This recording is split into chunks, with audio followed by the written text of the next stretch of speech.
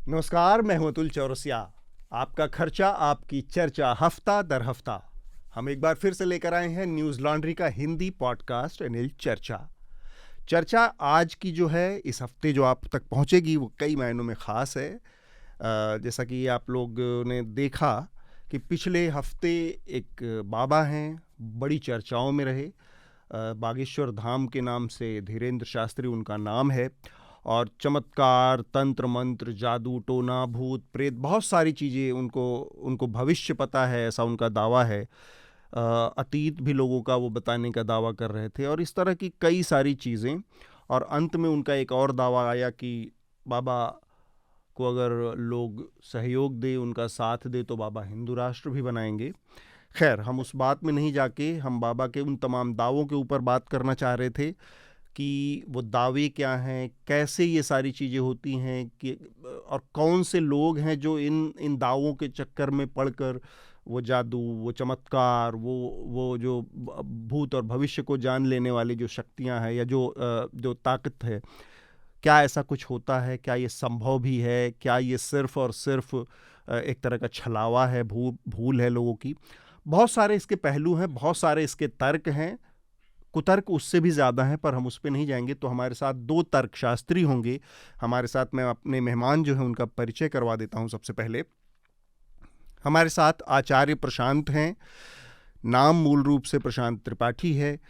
IIT से पढ़े हुए हैं, आईआईएम से, देश के जो प्रतिष्ठित संस्थान है वहाँ से पास आउट हैं। लेकिन आध्यात्म में, स्पिरिचुअलिटी में उनकी रुचि है, और पिछले कुछ समय से वो इस काम को लगातार, इस परंपरा को आगे बढ़ा रहे हैं। अद्वैत के ऊपर उनकी उनकी स्टडी है, उसके बारे में उनके उपदेश और उनके प्रवचन और उनके तमाम वीडियोज़ और उनकी जानकारियाँ हम तक पहुँचती रहती हैं। एक संस्थान भी है उनका, प्रशांत अद्वैत फाउंडेशन, जिसके ज़रिए लोग उनसे जुड़ सकते हैं, उनकी मदद कर सकते हैं। वो लोगों की मदद करते हैं बड़ी संख्या में। तो जो अद्वैत दर्शन है उस पर उनका काम है, और जो ये सारी चीज़ें हैं धर्म के इर्द गिर्द रची गई हैं, धर्म के इर्द गिर्द या आस्था के इर्द गिर्द आप कहें रची गई हैं, तो उन पर हम आचार्य प्रशांत से जानेंगे कि ये सारी चीज़ें कैसे प्रभावित करती हैं लोकमानस को, और कैसे जो गुरु हैं वो बिहेव करते हैं। और हमारे यहाँ एक बड़ी परंपरा, उसमें बड़े सारे एक तरह के मिलावट कहें, उसमें खामी कहें, गड़बड़ी कहें, बहुत सारी चीज़ें हुई हैं जो जब आस्था का इस्तेमाल करके बहुत सारे धर्मगुरुओं ने बहुत सारे अलग अलग काम किए। मसलन कई सारे बाबा हैं जो अदालतों से सज़ा पाकर जेल में हैं, चाहे उसमें गुरमीत राम रहीम जैसे नाम हो, चाहे उसमें आसाराम बापू जैसे नाम हो, और छोटे बड़े कई इस तरह के बाबा और कई आश्रम। ये एक तरह का प्रश्न चिन्ह भी है, सवाल भी उठाता है। एक पूरी जो स्पिरिचुअलिटी की, एक जो सनातनी या संत परंपरा जिसको कहते हैं, आध्यात्म की परंपरा है, वो भी एक सच्चाई इस समाज की रही है, उस ज़माने से रही है। तो उसमें ये जो घालमेल हुआ है, उसमें कितना असर मटेरियलिज्म का है, कितना व्यक्ति की अपने वो कहें कि जो गड़बड़ियाँ हैं, या उसकी अपने अंदर की जो कीमियागिरी है वो काम करती है, कि लोगों को मूर्ख बनाने की भी प्रवृत्ति होती है। बहुत सारी चीज़ें हैं। इसके अलावा हमारे साथ जुड़े हैं सनल एडमार्को। सनल रैशनलिस्ट हैं, तर्कशास्त्री हैं, और rationalist association, Indian rationalist association से जुड़े हैं, उसके प्रेसिडेंट हैं। बहुत सारी किताबें इस विषय पर लिखी हैं। सनल, आपका और आचार्य जी, आप दोनों का बहुत बहुत स्वागत है चर्चा में आज। धन्यवाद। इसके अलावा स्टूडियो में हमारे साथ शार्दुल कात्यायन है, हमारे साथ ही। शार्दुल, आपका भी स्वागत। और थोड़ी देर में हमारे साथ हृदय जोशी भी जुड़ेंगे इस चर्चा में। जो हमारी पहली चर्चा है वो इसी के इर्द गिर्द होगी कि ये जो बहस छिड़ी है, बाबा बागेश्वर धाम के बाबा, जिन्होंने एक दावा किया कि वो लोगों का भूत भविष्य भी बता देते हैं, और ये वो। सबसे पहले मैं आचार्य प्रशांत आपके पास आना चाहता हूँ। जी, ये जो कहा जा रहा है कि लोगों को अपनी शक्तियों से, अपनी साधना से, अपनी तपस्या से, एक 25-26 साल का नौजवान दावा करता है कि वो लोगों की किस्मतें बदल देता है, बदल सकता है। उसको बहुत सारी चीज़ों का इल्हाम होता है, ऊपरी ज्ञान होता है, जिससे वो इन चीज़ों की जानकारी दे सकता है। क्या होने वाला है भविष्य भी बता सकता है, क्या गुजरा है वो अतीत भी बता सकता है। ये संभव भी है, या फिर इसमें आप किसी तरह की खामी या किसी तरह की गड़बड़ी देखते हैं, या लोगों को किसी तरह से छलने की एक प्रवृत्ति देखते हैं? आपका अपना मैं जानना चाहता हूँ कि एक शुरुआती नज़रिया ले लें, फिर हम इस बहस में आगे की बातों को टटोलेंगे। न तो आध्यात्मिक तौर पर और न ही वैज्ञानिक तौर पर ऐसा कुछ भी संभव है। दूसरे के विचारों को पढ़ पाना, ये न तो आध्यात्मिक तौर पर है संभव, न वैज्ञानिक तौर पर। हाँ, वैज्ञानिक तौर पर उपकरणों वगैरह का इस्तेमाल करके जो ब्रेन की केमिकल इलेक्ट्रिकल एक्टिविटी है, उसको पढ़ सकते हैं, लेकिन उसमें भी ऐसा नहीं है कि आप साफ-साफ विचारों को ही पढ़ लेंगे। जी। तो और इस तरह का कोई भी विषय आध्यात्मिक तो बिल्कुल भी नहीं होता है। देखिए, शुरुआत में ही मैं स्पष्ट कर देना चाहता हूँ, अध्यात्म है क्या? अध्यात्म की परिभाषा क्या है? स्वयं को और जानना, यही अध्यात्म है। और स्वयं माने क्या होता है? मैं कौन हूँ? भई, जो मुझे ख़्याल आते रहते हैं, जो मेरी इच्छाएँ होती हैं, जो मैं रिश्ते बनाता हूँ, जो मुझे भावनाएँ उठती हैं, हुँ, यही तो मैं हूँ ना? ठीक बात। हुँ? तो इन्हीं को और जानना, इनके मूल में क्या है? ये कहाँ से आ रहे हैं, कहाँ को जाना चाहते हैं? ये जो मैं नाम की इकाई खड़ी हो जाती है, हुँ, ये क्या चीज़ है? तो अध्यात्म, आत्म माने स्वयं को ही और जानना अध्यात्म होता है।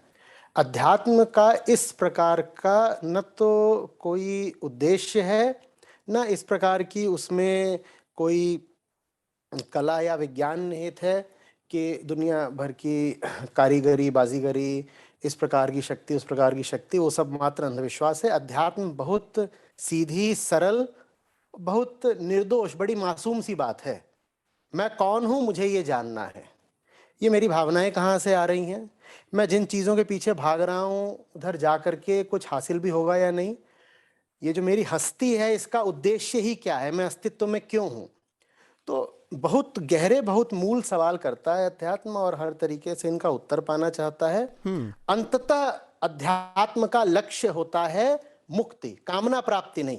हुँ, मेरी कामनाएं पूरी हो जाएं, ये अध्यात्म का लक्ष्य नहीं होता। मैं अपनी कामनाओं से ही आज़ाद हो जाऊं, क्योंकि मेरी कामनाएं मेरी है ही नहीं, जी। वो एक कंडीशनड फिनोमिना है। ये अध्यात्म होता है। तो अध्यात्म में इस तरह की कोई चीज़ होती ही नहीं है कि कामना पूर्ति और मन पढ़ना और अ, ये सब कुछ नहीं है। जी, जी। ठीक बात। सनल, आपने भी देखा होगा, ये बहस काफ़ी लंबी चल रही है भारत में।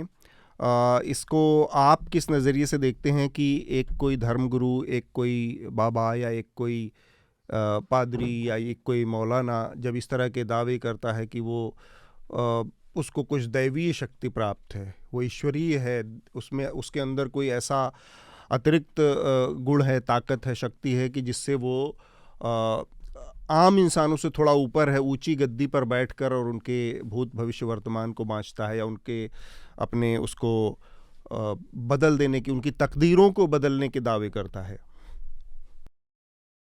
देखिए, तो इंसान है, पादरी है या मौलवी है या कोई गॉटमैन है, कोई गुरु है, ये सब तो इंसान है। इंसान को बाकी सब इंसान को जो कैपेसिटीज़ है, वो ही होता है और कुछ और चीज़ उनके पास नहीं है।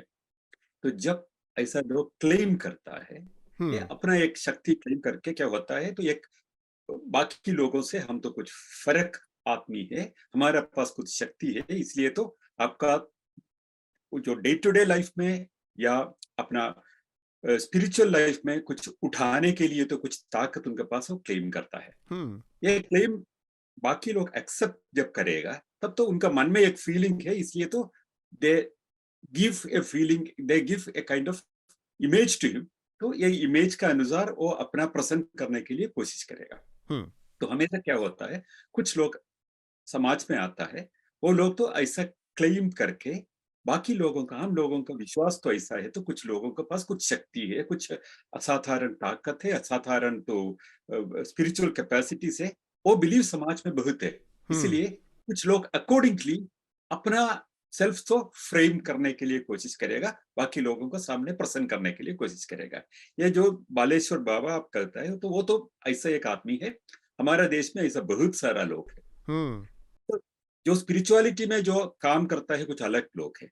ये लोग तो कुछ और चीज है। ये तो बाकी लोगों का, आम लोगों का अंधविश्वास से फायदा उठाने के लिए, उनका तो जो वल्नरेबिलिटी है, उनका ससेप्टिबिलिटी है, उसको फायदा उठाने के लिए कोशिश कर रहा है। इसीलिए समाज में तो मेडिकल लिटरेसी फॉर एग्जाम्पल तो बहुत ही कम है। तो ये तो एजुकेटेड है, अनएजुकेटेड है, फिर भी तो मेडिकल इलिटरेसी तो पूरा क्रॉस सेक्शन में, शहरों में, गांवों में तो बहुत ही कम है।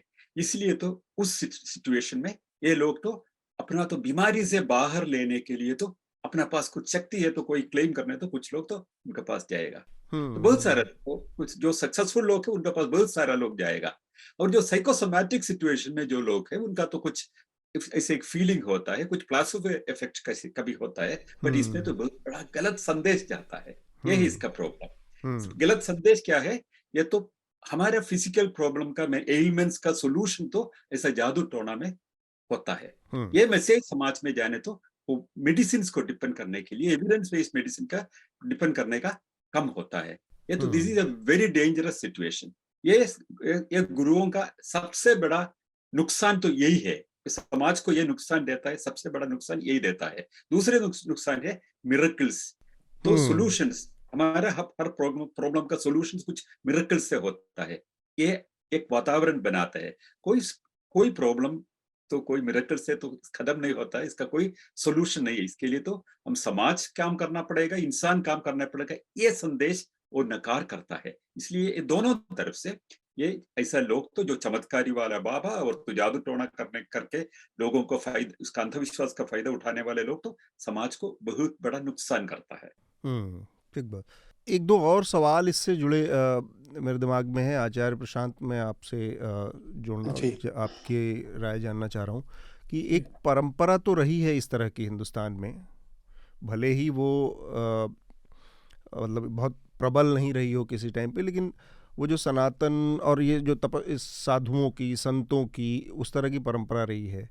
आप इसको जब उसमें जादू, चमत्कार या इस तरह की अंधविश्वास जुड़ा पाते हैं, तो क्या लगता है कि एक सही परंपरा का ये पूरी तरह से विकृत रूप हो जाता है, या इसको कुछ लोग मैनिपुलेट करके इसको बदनाम करने की कोशिश कर रहे हैं? क्योंकि अल्टीमेटली बड़ी आबादी हमारे यहाँ है जो इन पर विश्वास करती है, और फिर वो बाबा अल्टीमेटली जेलों में पाए जाते हैं, चाहे आसाराम जैसे लोग हों या गुरमीत राम रहीम जैसे लोग हों।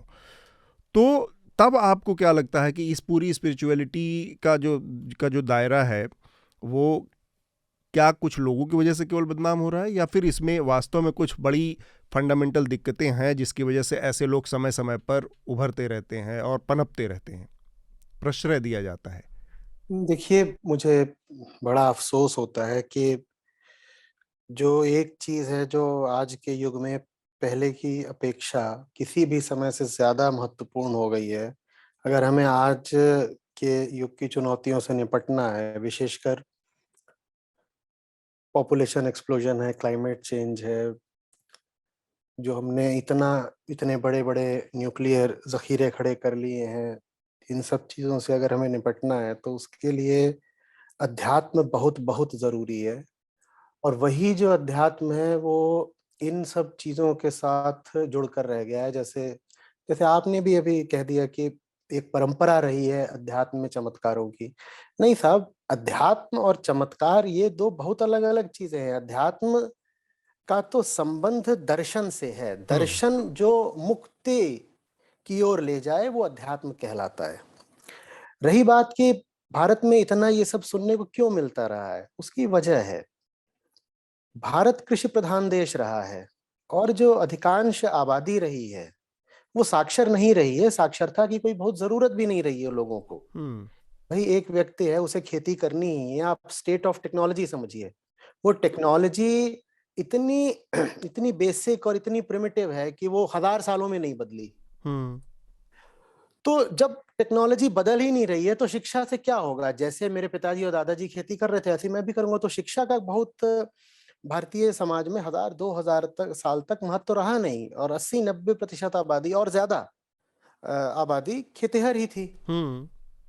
अब इन लोगों तक जब आपको आध्यात्मिक बातें ले जानी होती है ना,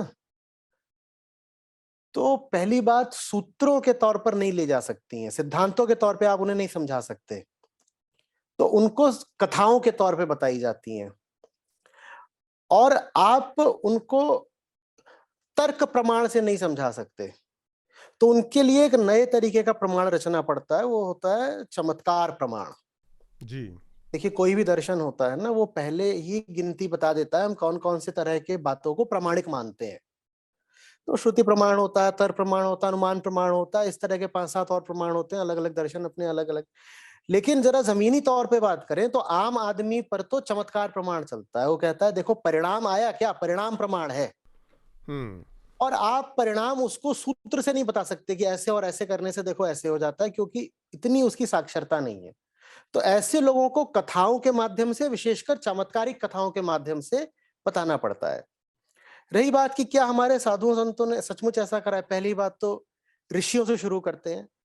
औपनिषदिक ऋषियों ने कभी चमत्कार नहीं दिखाए, कभी नहीं दिखाए, बल्कि यहां तक बात है कि जो चमत्कार दिखाए वो फिर अभी ज्ञानी है नहीं।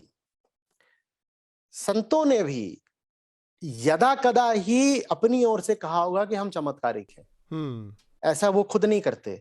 हाँ, उनके इर्द गिर्द जो टोलियां बनती हैं या उनके जाने के बाद जो जनश्रुतियां खड़ी हो जाती हैं, उनमें तमाम तरह के चमत्कार आ जाते हैं और अक्सर उनका जो कारण होता है वो धर्मेतर होता है, उसका कारण धार्मिक नहीं होता। उसका कारण होता है चमत्कार वगैरह की बात बता करके जनता में अपना प्रसार कर लेना या अपना एक रुतबा चला लेना, वर्चस्व स्थापित कर लेना, ये सब होता है। तो चमत्कार अध्यात्म से कोई बहुत जुड़ी हुई चीज बिल्कुल बिल्कुल भी नहीं है, बल्कि अध्यात्म अकेला है जो आपको बता पाएगा कि चमत्कार कितनी झूठ बात होती है। ठीक बात। देखिए, ऑब्जेक्टिव लेवल पर ही मात्र काम करती है साइंस। तो साइंस आपको ऑब्जेक्टिवली बता देगी कि कोई चीज क्या है। मान लीजिए कोई कह रहा है कि सूर्य ग्रहण एक मिराकल है जो मैंने करके दिखा दिया, तो साइंस इस ऑब्जेक्टिव फिनोमिना को एक्सप्लेन करके आपको बता देगी कि साहब इसमें कोई मिराकल वगैरह नहीं था, ये ऐसे ऐसे होता है।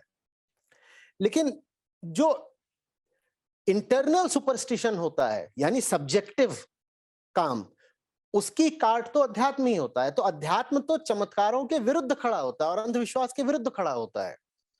तो उसमें यह कहना कि अध्यात्म और चमत्कार साथ चलते हैं, नहीं, ऐसी कोई बात नहीं है।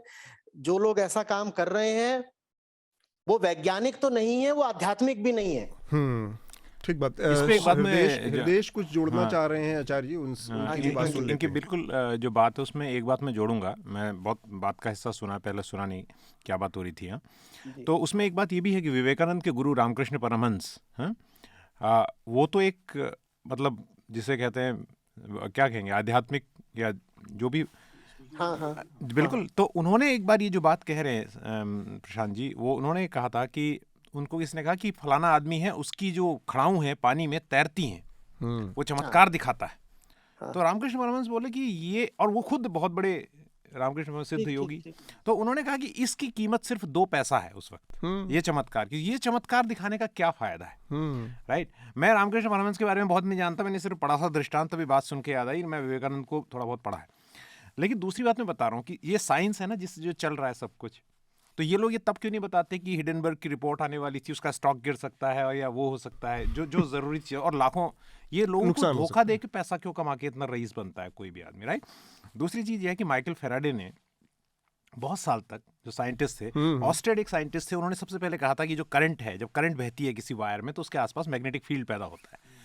तो उन्होंने लॉजिक लगाया साइंस का, फेराडे ने कहा कि अगर करंट से मैग्नेटिक फील्ड पैदा होता है तो मैग्नेट से करंट पैदा होना चाहिए, राइट। वो बहुत साल तक, अब वो यहाँ पर हम दिखा नहीं सकते और कोई बोर्ड नहीं है, बहुत साल तक वो एक कॉइल को लेके और एक मैग्नेट को लेके लगे रहे, लेकिन कोई डिफ्लेक्शन गैल्वेनोमीटर में नहीं आया, जो जिस गैल्वेनोमीटर मतलब जिसमें कि हम करंट दिखाई देता है कि बह रहा है। अचानक गुस्से में कहते हैं कि एक दिन उन्होंने जो कॉइल पे फेंका मैग्नेट, तो उस वक्त उसका डिफ्लेक्शन आया। उन्होंने कहा अचानक ये क्या हुआ, गुस्से में। तो तब जो जो जो फॉर्मूला हमें होता है कि I is equal to d∅/dt, यानी rate of change of flux, तो अगर फ्लक्स को आप धीरे धीरे चेंज करेंगे तब भी डिफ्लेक्शन आ रहा था, लेकिन वो दिखाई नहीं दे रहा था आँख से। लेकिन जब उन्होंने तेजी से भेजा तो रेट ऑफ चेंज बढ़ा। तो मुझे लगता है थोड़ा आम आदमी को आ गई होगी बात समझ में, तो है ना। तो अगर वो ये सोचते कि मैं चमत्कार करूं और धुनी रमा के जो भी तरीका होता था उनके समाज में बैठ जाते, तो उनको वो बाई एक्सीडेंट पता चला। तो तभी टी शर्ट ना, मुझे वो टी शर्ट जो मैंने एक बार आपको भी व्हाट्सएप पे भेजा था, बहुत अच्छी लगती है, जो जिसमें लिखा था कि science doesn't give a shit to what you believe, right. मुझे लगता है सब लोग इस पैनल में सहमत हों या ना हो इस बात से, बट आई बिलीव, क्योंकि मुझे जब तक उस बारे में पूरी जानकारी नहीं है, तो मैं एक लॉजिकल तरीके से जिसका लिखित प्रमाण है और जिसके आधार पे इलाज हो रहे हैं, जिसके आधार पे जहाज उड़ रहे हैं, जिसके आधार पे नावें चल रही हैं, जिसके आधार पे सब कुछ हो रहा है बिल्कुल, जिसके आधार पे मेडिकल साइंस चल रही, तो उस पर यकीन करूंगा ना। तो ये जो चीज़ है वो तो एक चीज़ मैं यहाँ पर जोड़ना चाह रहा था, और उससे पहले क्यों ना शार्दुल आप भी अपनी राय, आपने सुना सैनल को भी, आचार्य प्रशांत जी को भी सुना और हृदेश को भी, आप अपनी पहली टिप्पणी यहाँ पर पहले इस मामले में रखें, उसके बाद फिर मेरे दिमाग में एक दो सवाल हैं और हम इस चर्चा को उससे आगे बढ़ाएंगे। ठीक है। तो देखिए, काफ़ी सारी बात सबने कही। मैं एक बेसिक बात बताना चाहता हूँ समाज की। हमारे यहाँ एक महंत या फिर कथावाचक जो धीरेन्द्र जी हैं, धीरेन्द्र जी कथावाचक हैं, पुजारी, ज्योतिषी, है ना, या फिर योगी, तांत्रिक भी हो सकते हैं, वो भूत प्रेत वाला भी मामला है। हाँ, तांत्रिक और तपस्वी के बीच के अंतर को लोग समझते नहीं है। वो एक ही बार बार चढ़ता रहता है वर्क हर किसी पे कि ये तो महात्मा जी हैं। किसी भी संत का, कम से कम मेरी दृष्टिकोण में जितना मैंने पढ़ा है, मैं ये नहीं कहता मैंने ज़्यादा पढ़ा है आध्यात्म को लेकर या इधर, किसी भी संत का पहला गुण होता है विनम्रता। सांसारिक मोह से विरक्ति की कम से कम वो इच्छा रखता है। ये कभी नहीं होता कि वो पूरा विरक्त हो जाए मरने से पहले। लेकिन हमारे यहाँ ये सारे बाबा अपना सामान भी बेचते हैं। देखिए, वो तो एक अलग बात है। नहीं, विरक्तता से मैं जोड़ रहा हूं कि माया के चक्कर आप उनकी वेशभूषा देखिए, बेचना तो बाद में है ना, वेशभूषा देखिए। 26 साल की उम्र में वो बिल्कुल अहंकार से भरी हुई भाषा जो बोलता है वो संत नहीं है। वो कथावाचक भले ही अच्छा हो, उसका काम है कथा वाचना।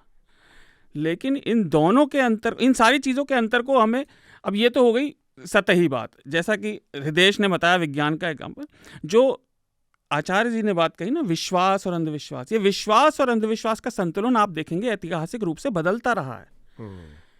कोई भी आध्यात्म, और खासतौर से हम सनातन या हिंदू की बात कर रहे हैं, कभी भी ये नहीं किसी ने कहा कि अगर आपको कोई ज्ञान प्राप्त होता है तो वो ज्ञान से ऊपर आध्यात्म या कोई विश्वास है जो उस ज्ञान को गलत बताए।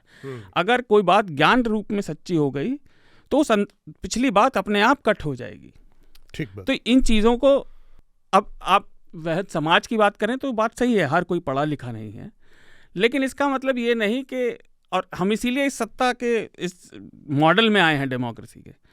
पहले किसी एक व्यक्ति के हाथ में था, जब उसके जानकारी पहुंचे, वो अच्छा प्रशासक हो, उसके हित भी हों, अनेक तरह के राजा थे, अनेक तरह के चीज़ें हुई, वो उसको डिबंक करता था, कोट कनकोट, मैं आसान शब्द इस्तेमाल कर रहा हूँ। लेकिन आज की डेट में हमारे पास बहुत सारे साधन हैं, ज्ञान सबके हाथ में है, वो हर कोई ना लेना चाहे, वो उसकी अपनी इच्छा है, लेकिन कम से कम लोगों को ठगा नहीं जाने देना चाहिए।